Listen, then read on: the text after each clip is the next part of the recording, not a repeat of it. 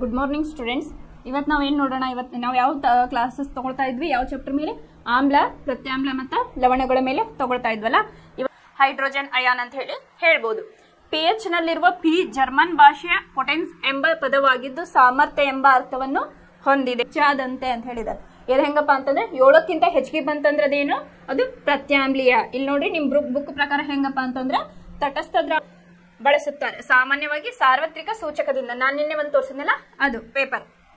ಇಲ್ಲ ನೋಡ್ರಿ, ನೆಕ್ಸ್ಟ್ ಏನ್ ಕೊಟ್ಟಿದ್ದಾರೆ, ಒಂದಿಲ್ಲ ಪ್ರತ್ಯಾಮ್ಲೀಯ ಒಳಗಿಲ್ಲ ಜಾಸ್ತಿ ಆಗೈತಿ ಅಂತ ಹೇಳಿ. H+ ಮತ್ತು OH- ಅಯಾನುಗಳ ಸಾರತೆ ಬದಲಾದಂತೆ pH ಮೌಲ್ಯ ನಿಮಗ ಪಟ್ಟಿ ಕೊಟ್ಟಿದ್ದಾರೆ. ಇಲ್ಲಿ ನೋಡ್ರಿ, ಕಲರ್ ಹೆಂಗ ವೇರಿ ಕೊಟ್ಟಿದ್ದಾರೆ ಅವ್ರು. ಇಲ್ಲಿ ಅಲ್ಕಲೈನ್ ಹೆಚ್ಚಿಗೆ ಅಲ್ಕಲೈನ್ ಪ್ರತ್ಯಾಮ್ಲೀಯ ಅದರ ಒಂದೊಂದು ಡಿಜಿಟ್ ಇದು ಕೊಟ್ಟಿದ್ದಾರೆ, ಒಂದೊಂದು ಎರಡೆರಡು ಕೊಟ್ಟಿದ್ದಾರೆ. ಒಂದಾದ್ಮೇಲೆ 3, 3 ಆದ್ಮೇಲೆ 5 ಆಡ್ ಸಂಖ್ಯೆಗಳನ್ನ ಕೊಡ್ತಾ ಹೋಗಿದ್ದಾರೆ. ಇಲ್ಲೇ ನೀವು ಆ ತರನು